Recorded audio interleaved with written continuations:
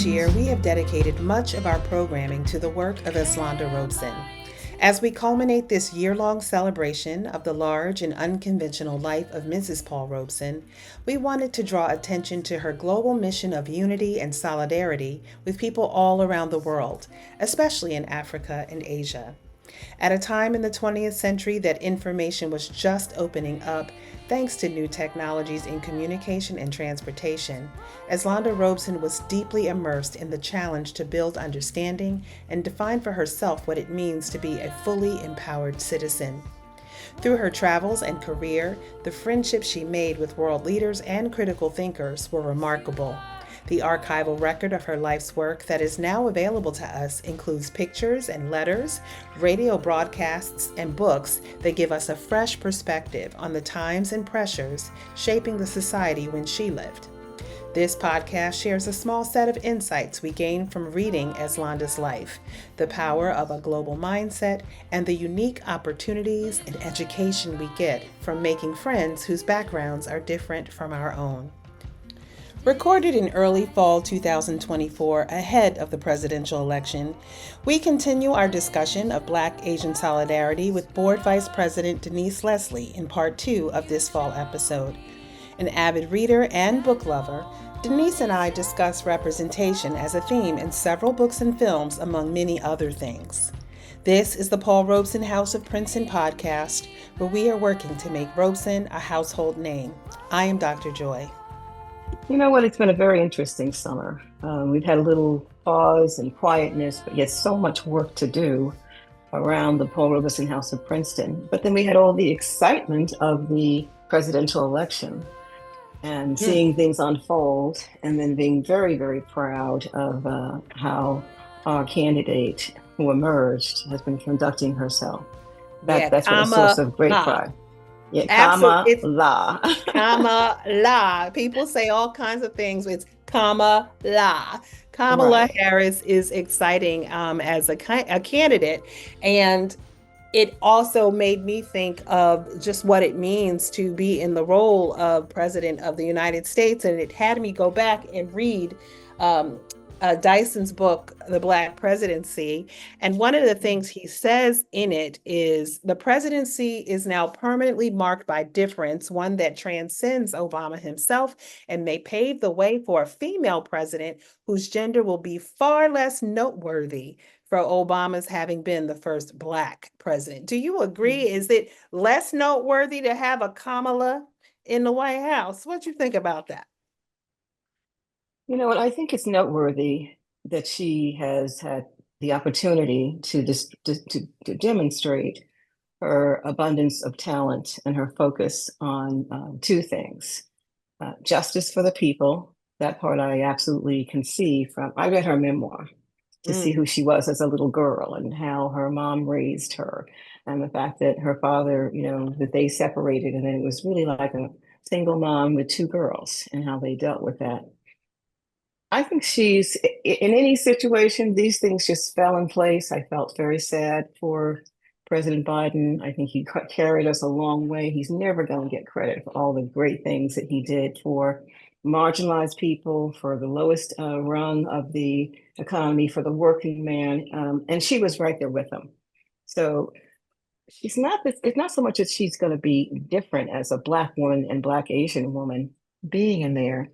It's just that the waters opened up, and this is what happened. And also her career, something like that happened at each election. She wasn't really supposed to win, but then something happened to a competitor or whatever. So I see this as, this is the wind on her back. And I do believe, Mexico has a woman president. Many countries around the world have had women presidents long before America decided it was possible. I think Barack Obama did make Hillary's presidency shot possible, because certainly Biden would have loved to run that year. And then we had the great disappointment of American white supremacy sticking its big neck out. And it was such a huge wave beyond Willie Horton stuff. It just, he pulled out all the stops and said things that no one in good company would ever say. Or And in then he history, in this point in historical time, history. Right, right? that's right. There So, have been times when we've had very out there white supremacy activity at even the highest levels of the American government, the Supreme Court particularly, which has now come back to being who it used to be. So I think that she will make a difference because I mean, I think women hear things and see things, see war, and maybe the way differently than men see war. The atrocities with the Palestinians, the atrocities in Lebanon now, um, bullies. Women know what a bully looks like and sounds like and how they behave. I think that she did. They keep calling her the border czar. She went to find out what the root causes were because it wasn't a new issue for her. She's just like Hillary was overqualified to be president of the United States. This young woman basically has done all the things she needs to do so that she can be in this position now. If we are also lucky that she's elected, we'll have an opportunity to see class differences. She says she's focusing on the middle class, and I hope so. Um, I love the fact that we have somebody in the Federal Trade Commission now, a woman, who mhm, is mhm. identifying where corporations have just been combining and making decisions and doing things. They're responsible for high prices. They're responsible for our inflation. And the fact that Biden saw that and put her in that place, I think it was from a thesis that she wrote when she was at Yale Law. And then she's just been doing the work. I think Kamala Harris has just been doing the work, and she belongs there because she has, not because of cronyism, not because of a lot of reasons why they try to drag down and say a woman or a Black person or an Asian person isn't as qualified. They're typically overqualified. Well, I think it's really exciting because that's the connect back to the Robeson House focus on the W. A lot of people say, what's that? Thematically, we've been focusing on the W, the women that were in Paul Robeson's life, most notably as Londa. But I think it's a theme for this moment in time, or how do we address the least of these, and recognizing that the least of these is still being borne, the weight of the least of these is still often borne by women. And so I think it is an interesting thing. I think your point about other nations, developed and lesser developed nations, have women at the helm. And so the idea that our nation has still grappled with who we allow, and to tell our story and carry our mantle in the global marketplace is very interesting. And beyond just the marketplace, the economics of it, the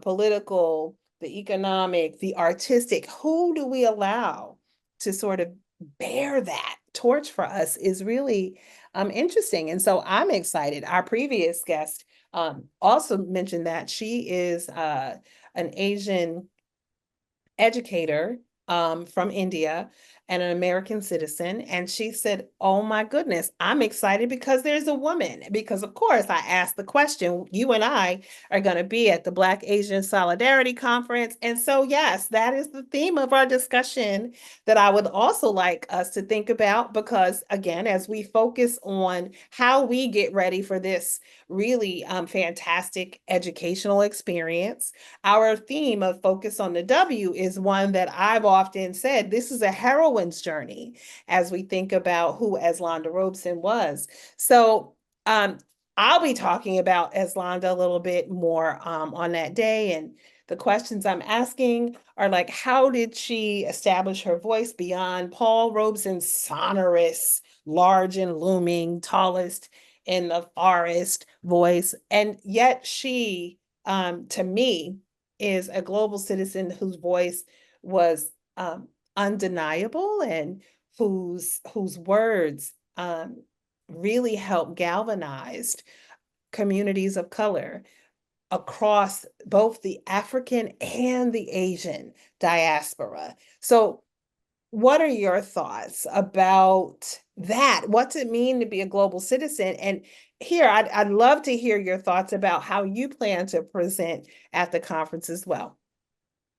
Okay, I just want to say one more thing about Barack Obama's influence. That was Michelle Obama was lifted up as a partner. And you saw at the most recent convention, she probably was the speaker who rocked the whole house in more ways than one. And he would make jokes about it, but he didn't stand in her way to allow her to be respected, loved. People thought about her as powerful and also someone who can get things done, as she had been. I mean, it wasn't like she didn't go, she wasn't prepared as well. So I will give Obama that kudu. As a husband and wife team, I think that's a presidential husband and wife team where it was perfectly clear that Michelle Obama has a voice, had taglines, had influence, and still has power and influence. You see how her books sell, just like his books sell. In the time when Islanda was partnering up with Paul, she could only be the business manager or the woman behind the scenes, making the good decisions about where he should be and how he should present himself. But basically, she was probably as able as Michelle. She had all the ability to stand toe to toe. I mean, she was Columbia, like he was Columbia Law As School, and she Londa was and Paul now. So you flip. as a Um, couple. I'm talking mm, about power couples that where mm. the wife. I guess the only other relation would be the Roosevelts. Eleanor Roosevelt had a very strong influence. She had influence not as a her husband was president, but basically I do believe she had a voice that extended well beyond her seat as the first First lady. lady, yeah. I mean, and also her associations, right? So her relationship with the Black community, in particular, with the um, uh, disabilities community, with the LGBTQ, what we call now LGBT community. Yeah, for sure. I think that, And with young people, she would well, lift up young voters, and sometimes it was working with the students almost scorched her at various times, but she continued to stick with them. yeah, I think that's another really important theme when we talk about what it means to be in solidarity, whether it's a racial solidarity or gender solidarity. There's the age and generational solidarity. So, at what point do we have one generation not just transferring a baton or planning to pass a baton, but to empower? Not just I'm not just giving you this thing and walking away. I'm going to stop running. No, no, no. I'm going to do everything within my power to make sure that you are supported as you run your race. And I think that is another extremely important theme, which to your point about Biden doing that for Kamala Harris, I think he recognized generationally, even in picking her back in 2020 as a running Well, mate. Senator Clyburn had a lot to do with that, correct? Well, Senator Clyburn. it, either way, He made the decision. He made the decision. He did. this is correct. So the reality of it is generations need to support younger generations and not just in word, but in action. Right, Does that right. make sense? So I That think does make sense. it makes perfect sense. So to get back to the Black Asian Solidarity Conference, I think that is an important thing too, that educators in particular can do as they tell the story of solidarity. I think the racial reckoning of the last few years has died as DEI programs have gone away, telling stories and making sure that the stories and histories, if you will, of Black and Brown folks still get heard in the noise, the static of the moment. What's that like, and how do we develop uh, people so that they begin to really understand that? What are your thoughts about that? Well, when I look back to see when Asian Chinese Americans came to America, they came so they could work, and their labor was stolen. It was marginalized, but they made major contributions. And when they had the first banning of Asians coming to America, they decided to fight that using the law. So, and Black people could see that at some point in our history, you could use the law to change things. but how you're treated didn't change very much. So we have that in common, that we went as far as we could as a community, as a race, as a group, to take the law, use the Constitution, and basically try to get back to what basic rights are for African Americans. So I see that Asians and Blacks have that same, have had that same struggle, and we can respect each other on that. So let's talk about what you hope to talk about at the conference. So I have uh, you currently thinking about cultural appropriation and storytelling. What are your thoughts about that? the reason why I jumped that into our agenda is because I just finished reading and discussing Yellowface, a novel by R.F. Kuang, Kuang. She was a historian and a published author, but she turns the whole story upside down by having her major character be not a true friend, but a friend of a very accomplished, in the sense that she was wealthy and she was celebrated and published, Asian American woman who basically was rocking it.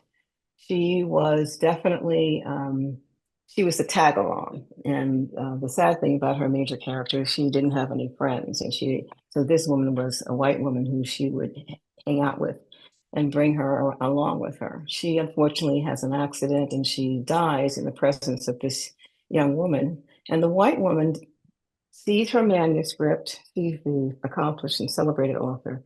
The accomplishment in manuscript in her apartment, takes it and takes other appropriates more of her stuff, and then decides to publish the Asian woman's manuscript as her own. And in fairness, she does a lot of work on it. She sort of makes it more palatable for the white gaze in many ways. Mm, She gets a publisher, an editor, and they keep schmoozing and schmoozing. And it tells a very sad part of our history during World War II, and how the Brits used Asians to do most of the dirty work. As you know, throughout the wars, who gets to do the dirty work? The black and brown and yellow people. But the whole story is turned upside down because all the publishing magnates at the time were saying, well, we want Asian stories from you because you're an Asian woman. And so there are all these examples of writers who, including this Asian woman, who take somebody else's comment and dialogue and puts it in their work, passes it off as their own. And my God, the tale just keeps going. And mm, social media gets involved and so forth. So I would recommend anyone who's interested in seeing what appropriation can look like all the way, running the tape all the way out, and you see it's a novel where there are a few characters that you can like and think well of, besides the mothers of these two women. And mm, in our history over time, film and books, we've had other writers who decided that they were going to tell a story that's not of their culture. They were going to put words in Black people's voices and mouths. They're going to put words in Asians. They're going to put their words in the Native Americans. I think a short list we think of is Harriet Beecher Stowe, Uncle Tom's Cabin, 1851. My goodness, her work had to be written by a white person, and the fact that it was written by a white woman is quite interesting. But she created Uncle Tom. Would a black person write up, describe, and create an Uncle Tom character? I don't know. But the fact that she did it was important. It added to the momentum up north for the Civil War to proceed.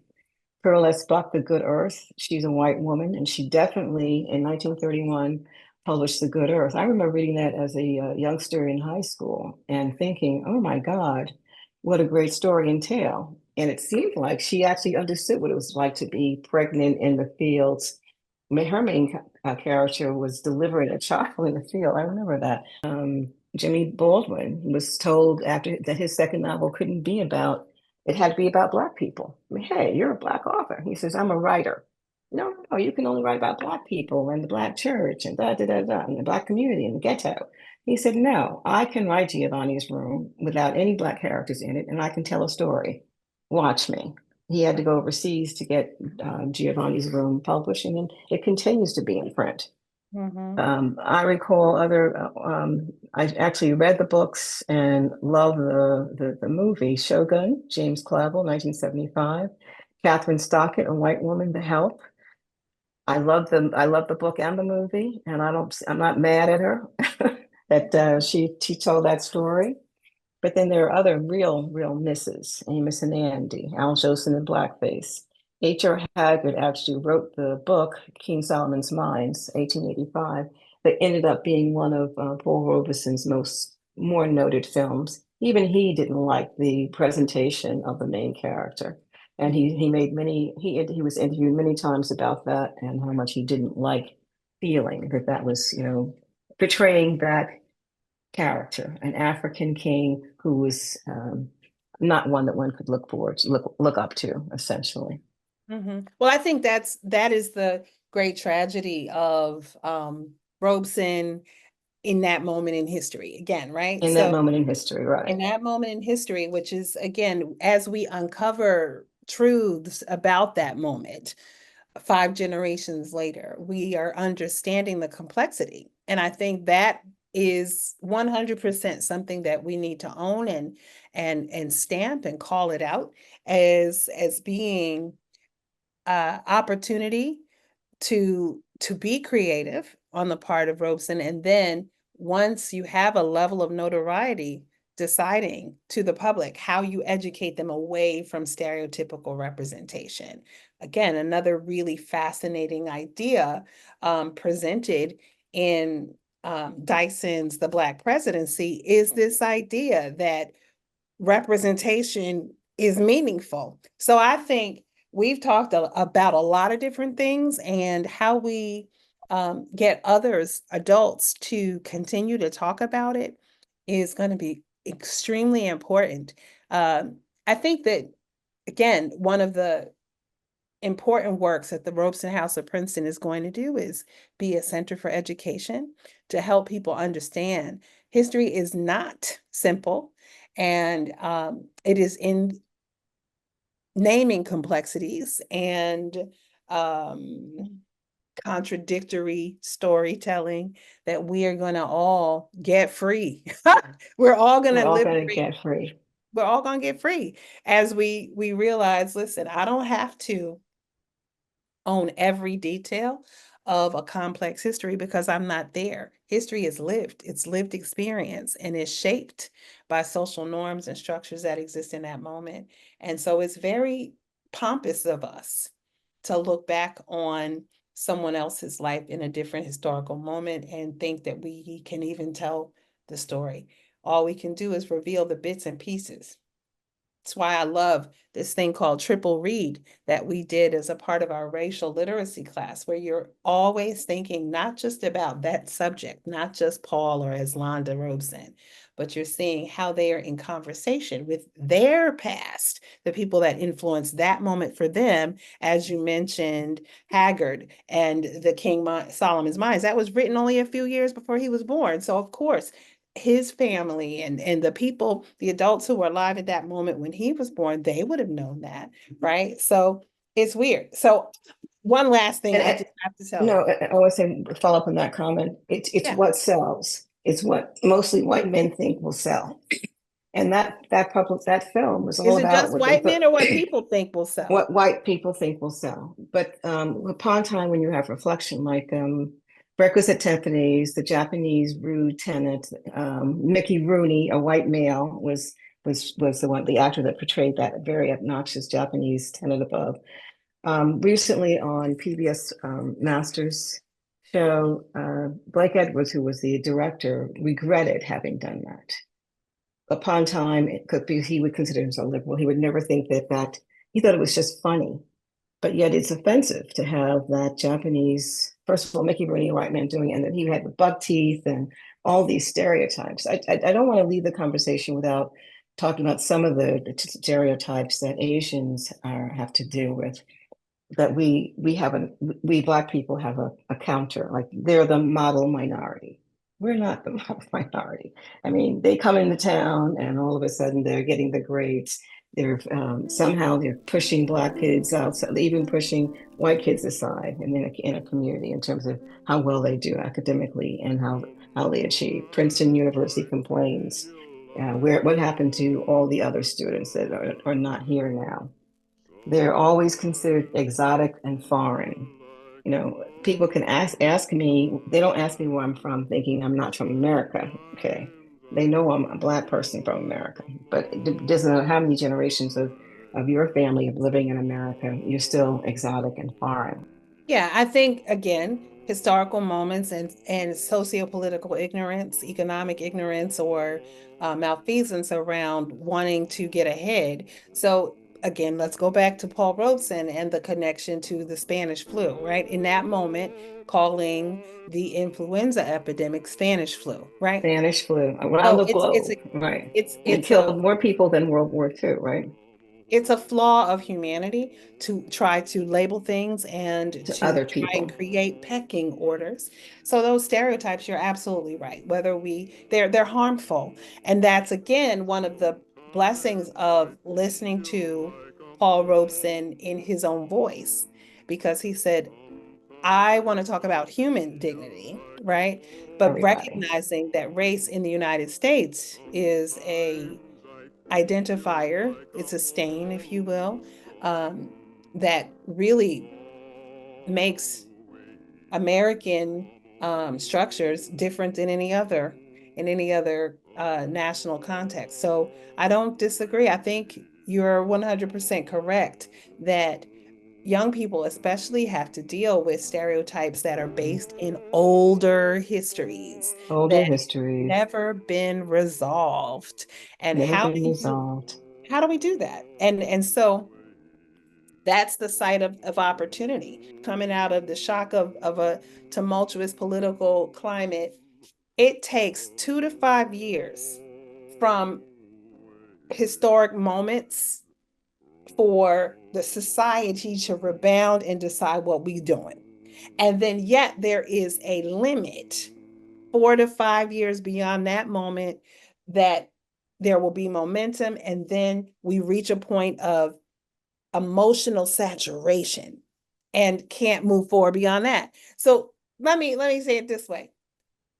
If we were to actually myth bust around stereotypes, especially around Black and Asian women, I think there is important work that we could do in solidarity with each other in shaping and telling each other's stories in a way that still honors not only our womanhood, but our humanity. Does that make sense?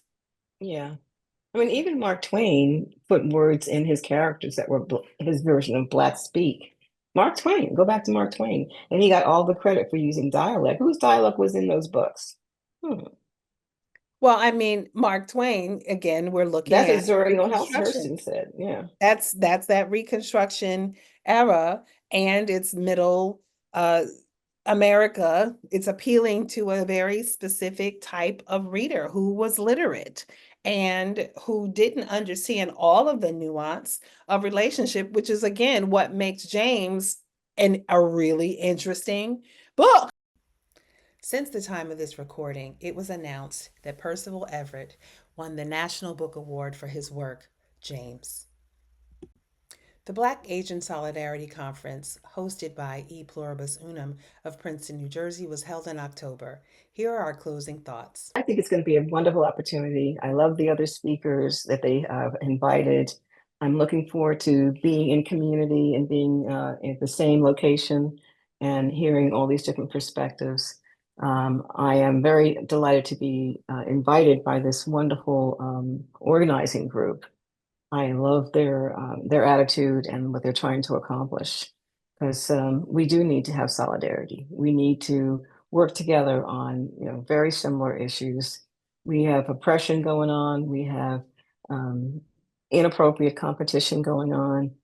We've come to the battlefield of diversity and inclusion becoming something where we have a divide. There's a portion of the Asian community that love what the Supreme Court did, and there's a portion of the Asian community that does not love what they did. That's another bad moment in history, to think that you work so hard for all of these things and then they get pushed back. But I am excited that this is happening and that It's the educational event. So to have Dr. Lammy there, who's the executive director of the Amistad Commission, is exciting. And it's That's open exciting. to everyone as a hybrid conference event. So it should be, as it was last year, a really excellent opportunity. I love that we are a make and take small group session and that there are so many others that will be there with us. So I'm looking forward to it. Me too. Well, it's always great to spend some time talking to you and catching up. I'm looking forward to us working together to help spread the love and the learning at this event. And I'll talk to you soon. All right. Thank you.